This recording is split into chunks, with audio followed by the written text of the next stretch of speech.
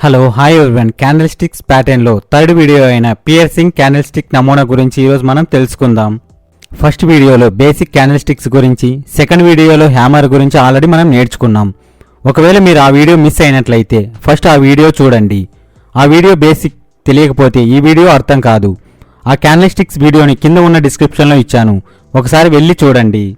Piercing నమూనా అనేది bullish రివర్సల్ను సూచించే డౌన్ ట్రెండ్ తర్వాత ఏర్పడిన బహుళ క్యాండిల్ స్టిక్ చార్ట్ నమూనా.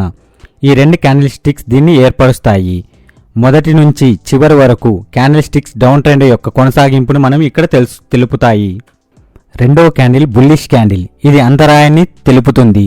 మునుపటి క్యాండిల్ యొక్క 50% కంటే ఎక్కువ భాగాన్ని క్లోజ్ అవుతే ఇది బుల్లిష్ మార్కెట్లో తిరిగి వచ్చిందని మరియు బుల్లిష్ రివర్సల్ జరుగుతుందని మనకి ఇక్కడ తెలుపుతుంది. ట్రేడరు మరుసటి రోజున బుల్లిష్ క్యాండిల్ ఏర్పడితే లాంగ్ పొజిషన్ను తీసుకోవచ్చు మరియు రెండో క్యాండిల్ యొక్క అంటే గ్రీన్ క్యాండిల్ యొక్క దిగువన ఓపెనింగ్ ప్రైస్ దగ్గర స్టాప్ లాస్ ఉంచాలి.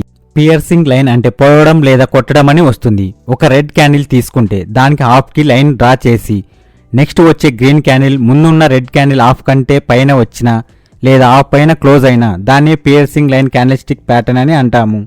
Piercing pattern 2 days candle stick pattern అని కూడా చెప్పవచ్చు. దీన్ని డైలీ చార్ట్లో మాత్రమే చూడాలి.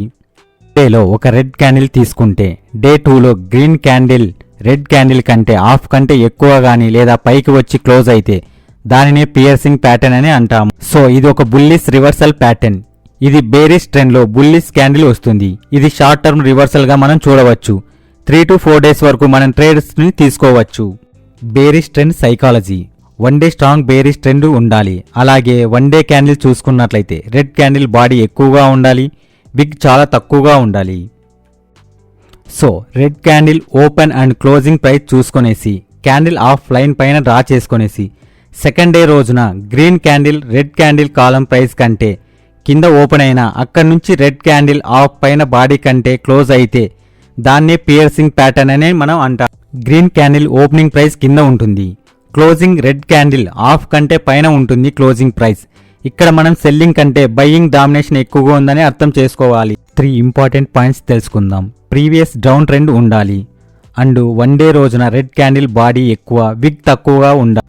సెకండ్ డే రోజున గ్యాప్ డౌన్ ఓపెన్ జరగాలి, అంటే డే 2 రోజున సెల్లింగ్ గ్యాప్ డౌన్ ఓపెన్ చేసి బయర్స్ అక్కడ నుంచి డే 1 రెడ్ క్యాండిల్ హాఫ్ కంటే పైన తీసుకువెళ్లి క్లోజ్ చేస్తారన్నమాట.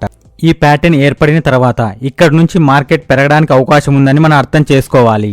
ప్రీవియస్ గా ఎంత ఎక్కువ డౌన్ ట్రెండ్ ఉంటుందో అంత స్ట్రాంగ్ గా రివర్సల్ ఉంటుందని అర్థం చేసుకోవాలి. డే 3 రోజున బ్రేక్ వే గ్యాప్ అప్ ఓపెన్ అయ్యిందంటే స్ట్రాంగ్ గా రివర్సల్ అని మనం అర్థం చేసుకోవాలి. Thanks for watching. జై హింద్.